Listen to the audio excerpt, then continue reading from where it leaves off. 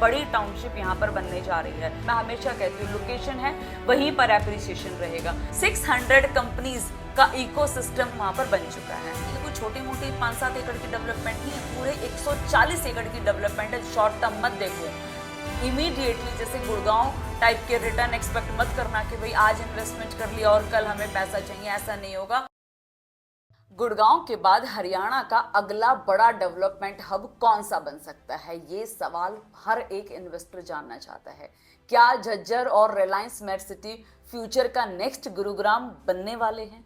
और आज हम इसी मेगा प्रोजेक्ट की बात करेंगे जहां पर रिलायंस इंडस्ट्री खुद 8000 प्लस एकड़ में एक स्मार्ट सिटी, एक स्मार्ट रेजिडेंशियल सिटी डेवलप करने जा रहा है।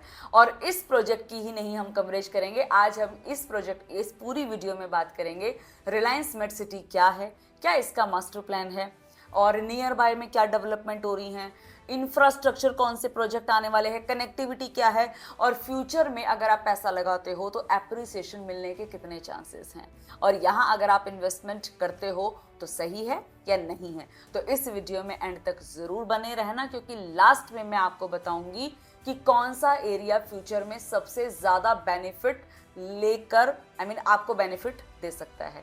तो हाय एवरीवन, मैं हूं इंदु धैया और शुरू करते हैं आज की वीडियो। देखो, सबसे पहले जानते हैं कि रिलायंस मेट सिटी क्या है। तो हमें इस मेट का मतलब समझना होगा। मेट MET का मतलब होता है मॉडल इकोनॉमिक टाउनशिप। ये प्रोजेक्ट डेवलप कर रही है रिलायंस इंडस्ट्रीज, ठीक है। और ये रिलायंस इंडस्ट्री की मॉडल इकोनॉमिक टाउनशिप है। ये प्रोजेक्ट जो है झज्जर डिस्ट्रिक्ट में हरियाणा में डेवलपमेंट हो रही है इसकी। गुड़गांव और दिल्ली के बहुत ही क्लोज पर है। गुड़गांव और दिल्ली के सबसे कनेक्ट करता हुआ अगर एक शहर आता है तो वो है झज्जर, ठीक है। ये कोई एक नॉर्मल प्लॉटेड कॉलोनिया नहीं है कि भाई किसी ने कॉलोनी काट दी। ये complete integrated smart city concept पर बनाई गई टाउनशिप हो रही है, ठीक है। यहाँ पर आपको industrial zone, residential zone, commercial zone, logistic park, school, hospital और आपके रिटेल स्टोर और ग्रीन बेल्ट आपको यहाँ देखने को मिलेगी। स्मार्ट इंफ्रास्ट्रक्चर यहाँ पर आपको ऑल अराउंड देखने को मिलेगा। और सबसे इंटरेस्टिंग बात, ये प्रोजेक्ट जो है अप्रोक्सीमेटली 8250 यानी कि 8250 एकड़ में प्लान्ड है। सोचो, इतनी बड़ी टाउनशिप यहाँ पर बनने जा रही है और वो भी पूरी प्लान्ड। अब हम बात करते हैं लोकेशन एडवांटेज की कि क्या इसकी लोकेशन रहेगी। देखो, सबसे पहली बात तो रियल स्टेट में सबसे इंपॉर्टेंट फैक्टर लोकेशन होता है। भाई मैं हमेशा कहती हूँ लोकेशन है वहीं पर एप्रिसिएशन रहेगा। रिलायंस मेट सिटी आप लगा लो कि कनेक्टेड है KMP से, NH 352 लगता है वहां पर, और गुड़गांव से, दिल्ली से, द्वारका एक्सप्रेसवे कॉरिडोर से और दिल्ली मुंबई इंडस्ट्रियल कॉरिडोर से यानी कि DMIC से। तो हर जगह से ये वेल कनेक्टेड है। साथ में आपका IGI एयरपोर्ट से भी कंपैरेटिवली आप लगा लो एक्सेसिबल है ये। और फ्यूचर में आपके कई सारे कॉरिडोर हैं, जैसे कि एक आपका इधर रेलवे कनेक्टिविटी भी इसी एरिया को जो है काफ़ी पावरफुल बना सकती है आगे आने वाले समय में। तो कनेक्टिविटी की बात करें अगर हम सिंपल लैंग्वेज में, तो ये लोकेशन जो है ना वो इंडस्ट्रियल और लॉजिस्टिक के लिए सबसे परफेक्ट रहेगी, ठीक है। और इसी वजह से काफ़ी सारी कंपनीज हैं जो ऑलरेडी यहाँ पर लैंड ले चुकी हैं। हमारा कोई वेट नहीं करता है कि कोई राम अंकल या श्याम अंकल आएंगे तब जाकर कोई इन्वेस्टमेंट स्टार्ट करेगा। स्मार्ट इन्वेस्टर जो होते हैं वो पहले ही वहां पर अपनी जो है इन्वेस्टमेंट कर लेते हैं और सबसे ज़्यादा इन्वेस्टमेंट वो करते हैं लैंड में। फिर आ जाता है आपका मास्टर प्लान और स्मार्ट इंफ्रास्ट्रक्चर क्या है। देखो भाई, अब बात करते हैं हम आगे रिलायंस मेट सिटी के मास्टर प्लान की। इस प्रोजेक्ट को एक फ्यूचर रेडी स्मार्ट सिटी के फॉर्मेट में प्लान किया जा रहा है, ठीक है। और सबसे बड़ी बात, तो जब आप जाओगे यहाँ पर, अभी भी आप जाकर देखोगे तो वाइड सेक्टर रोड्स हैं, अंडरग्राउंड यूटिलिटीज दी गई हैं, स्मार्ट वाटर मैनेजमेंट है, SCADA कंट्रोल्ड इंफ्रास्ट्रक्चर है, 24/7 पावर सप्लाई है, स्मार्ट ड्रेनेज सिस्टम है, रेन वाटर हार्वेस्टिंग है, ग्रीन ओपन एरियाज हैं काफी सारा, एकदम ग्रीनरी। आप जाओगे ना तो ऐसा लगेगा कि पता नहीं कहाँ आ गए हो।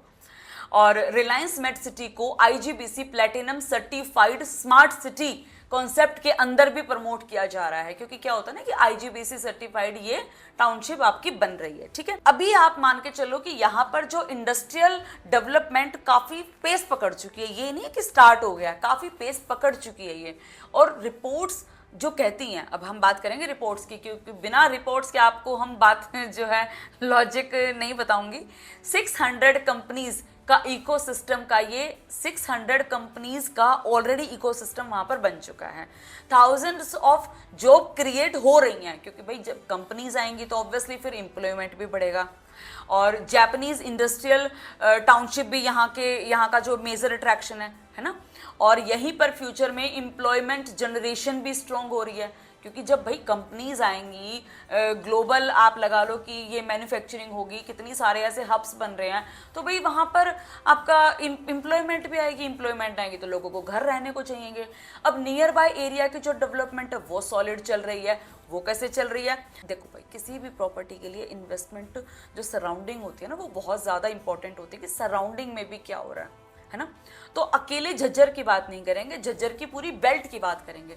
झज्जर बेल्ट में डेवलपमेंट बहुत ही फास्ट हो रहा है, जस्ट बिकॉज वहां पर इंडस्ट्रियल एक्सपेंशन हो रहा है, लॉजिस्टिक हब बन रहे हैं, वेयर हाउसिंग डिमांड बढ़ रही है, एक्सप्रेसवे की कनेक्टिविटी हो गई है, दिल्ली एनसीआर का एक्सपेंशन हो रहा है, और नियर बाय एरिया में जो डेवलपमेंट जो हो रही है ना, वो वहां पर जा रहे हैं।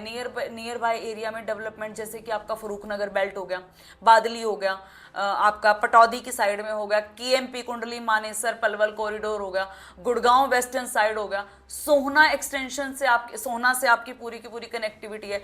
डीएमआईसी यानी कि दिल्ली मुंबई कॉरिडोर का इंपैक्ट भी लॉन्ग टर्म में इस एरिया को सपोर्ट करता हुआ दिख रहा है। अब बात करते हैं हम फ्राइट मूवमेंट और मैन्युफैक्चरिंग इकोसिस्टम भी बहुत बढ़ रहे हैं यहाँ पर, जिससे कि वहाँ पर जो है रेंटल डिमांड बढ़ी है, रेजिडेंशियल डिमांड बढ़ी है, कमर्शियल एक्टिविटीज़ होने लग गई हैं, लैंड प्राइसेस बढ़ गए हैं एक तरीके से। अगर आप देखेंगे तो यहीं पर रिलायंस मेट सिटी में जब ये लॉन्च हुआ तो 25,000 रुपये के जो है प्लॉट लॉन्च हुए थे, जो आज बढ़कर 80,000 और 1 लाख। अभी रिसेंटली आप देखेंगे तो मेट्रोपोलिस में 1,05,000 और 1,10,000 रुपये के जो है रेट अभी प्री लॉन्च में आए हैं, लॉन्च हुए हैं, राइट। तो अभी हम बात करेंगे फ्यूचर एक्सपेंशन की। अभी रिसेंटली रिलायंस मेट सिटी ने एक नया मिक्स्ड यूज डेवलपमेंट भी लॉन्च किया है, जिसका नाम है मेट्रोपोलिस। ठीक है, अब मेट्रोपोलिस में रिपोर्ट्स के अकॉर्डिंग अराउंड 140 एकड़ मास्टर प्लान डेवलपमेंट है। ये कोई छोटी मोटी 5-7 एकड़ की डेवलपमेंट नहीं है, पूरे 140 एकड़ की डेवलपमेंट है, जहां पर रेजिडेंशियल, इंडस्ट्रियल प्लॉट आएंगे आपके। फ्यूचर ग्रुप हाउसिंग के भी जो है कंपोनेंट लॉन्च किए जा सकते हैं। यानी कि रिलायंस अब सिर्फ इंडस्ट्रियल सिटी नहीं है, वो आप मान के चलो कि रेजिडेंशियल इकोसिस्टम भी एग्रेसिवली बिल्ड कर रहा है। ये मतलब इस तरीके से ना क्लियरली शो हो रहा है यार कि ये जो कंपनी है वो लॉन्ग टर्म टाउनशिप विजन पर काम कर रही है।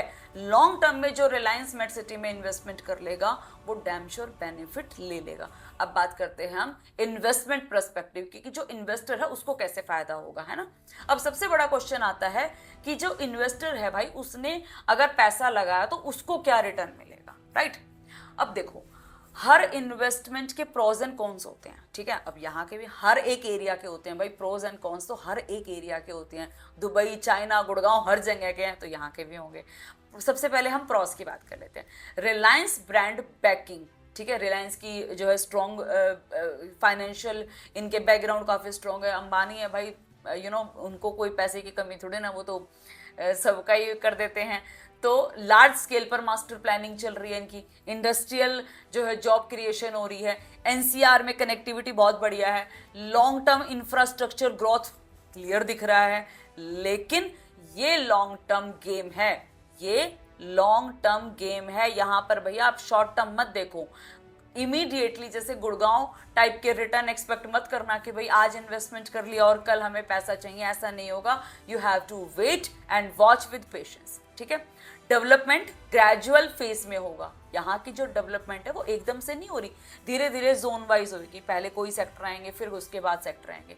अगर किसी का होराइजन है 7 से 10 साल का, तो ये बेल्ट इंटरेस्टिंग अपॉर्चुनिटी बन सकती है विदाउट एनी डाउट। तो भाई अब आप मुझे बताओ कि आपको क्या लगता है, क्या रिलायंस मेट सिटी फ्यूचर के नेक्स्ट ग्रोथ इंजन बन सकता है, या फिर अभी भी गुड़गांव और सोना ज़्यादा स्ट्रॉन्ग इन्वेस्टमेंट लग रहे हैं? अब आप ये मुझे बताएंगे, ठीक है, कमेंट सेक्शन में ज़रूर बताना। तो भाई आप मुझे अब ज़रूर बताना कि आपको ये वीडियो कैसी लगी और ये एनालाइज कैसा लगा।